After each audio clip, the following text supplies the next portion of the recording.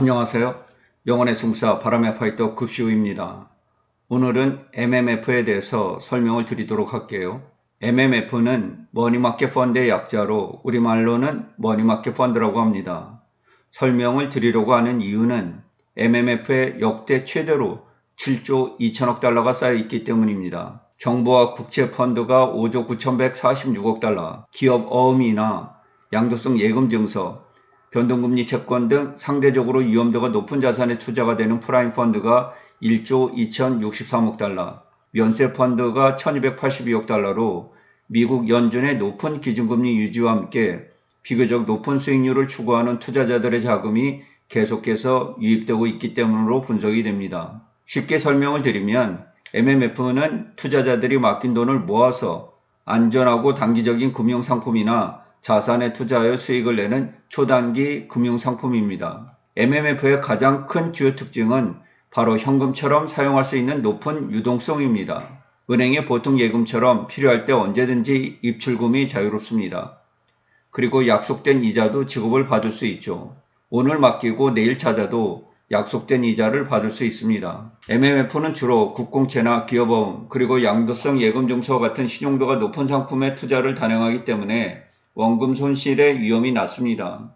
하지만 예금보호 대상은 아니며 원금도 드물게 손실이 일어날 수 있습니다. MMF는 은행의 보통 예금이나 저축예금보다는 일반적으로 높은 수익률을 제공합니다. 특히 기준금리가 높은 시간에 그렇습니다. 이때는 채권의 수익률도 높고 연준의 영래포 금리도 높아지게 됩니다. 단기 채권의 채권 수익률 금리도 높아져 있겠죠. MMF는 보통 1년 미만의 단기 상품에 투자를 하며 따라서 금리 변동에 빠르게 내려갑니다. 만일 기준금리가 크게 하락을 해서 상대적으로 주식 등 위험자산의 투자가 더 매력적이라면 굳이 낮은 금리에 MMF를 할 이유가 없겠죠. 그렇다면 궁금하시죠? 어떤 투자자들이 MMF에 투자를 할까요?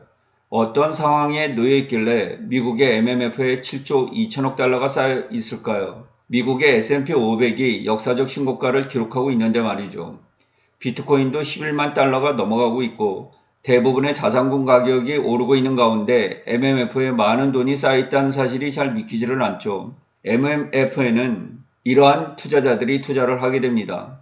현금을 은행에 두어서 낮은 금리를 받기는 싫고 주식이나 다른 투자자처럼 위험을 감내하기도 싫고 은행의 일반 예금보다는 더 높은 이자를 받아야 하는데 투자처를 모색하면서 단기적으로 자금을 활용하고픈 투자자들이 되겠죠.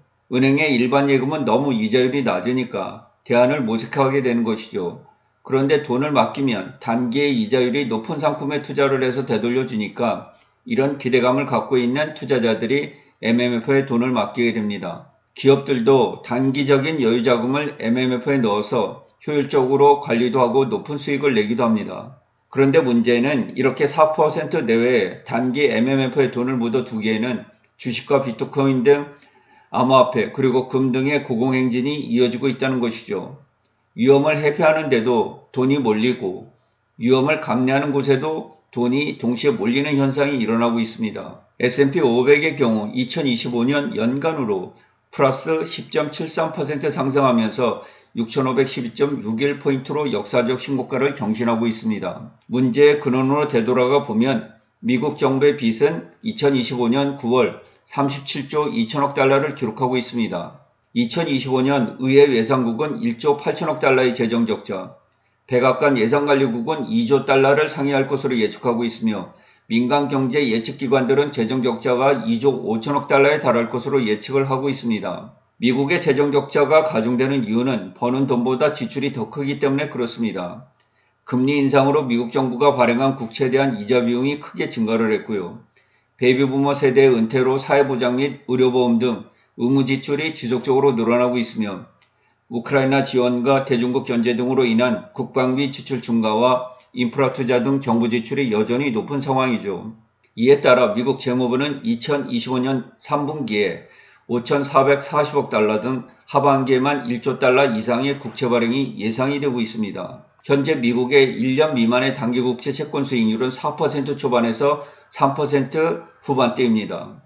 1년물의 채권 수익률은 3.689%를 기록하고 있죠. 현재 2025년 9월 미국 MMF의 이자 수익률은 대략 4% 초반에서 중반으로 형성되어 있다고 합니다. 예를 들어서 뱅가드의 VMFXS의 경우 약 4.2%의 수익률이고 VMRXX의 경우 약 4.21%입니다. 찰스 수왑의 SWVXX는 약 4.16%입니다. 미국 연준의 시중통화 조절 장치인 영내포 금리의 경우 4.25%입니다. 연준에서 영내포 금리를 높게 가져가면 굳이 낮은 금리의 MMF나 시중은행에 돈을 둘 필요가 없겠죠. 따라서 돈이 미국 연준의 영내포 구자로 흘러들어가게 되고 시중의 유동성은 줄어들게 되죠. 현재 연준 영내포 구자에는 229억 달러밖에는 없습니다.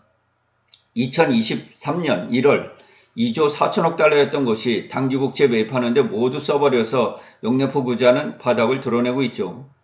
영내포 구자가 바닥을 드러내게 된 이유는 2023년 초 미국은 부채 한도 상한에 직면해 있었고 이로 인해 재무부는 신규 국채 발행을 제한해야 했습니다.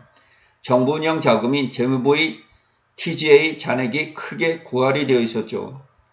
2023년 6월 부채 한도 협상이 타결이 되자 미국 재무부는 고갈된 TGA 구자를 채우고 만기 도래하는 부채를 상환하기 위해서 대규모의 단기 국채를 발행했습니다. 이때 MMF는 연준의 영내포에 맡겨두었던 2조 달러 이상의 자금을 인출하여서 재무부가 발행하는 단기 국채를 대거 매입을 했던 것입니다. MMF는 시장에서 더 나은 금리를 제공하는 안전자산이 나오면 자금을 그쪽으로 옮기게 됩니다. 이에 따라서 영내포 잔고는 2023년 중반부터 급격히 감소하기 시작을 했고 현재는 229억 달러까지 줄어들어 있습니다. 2탄에서 이어가 드리도록 하겠습니다.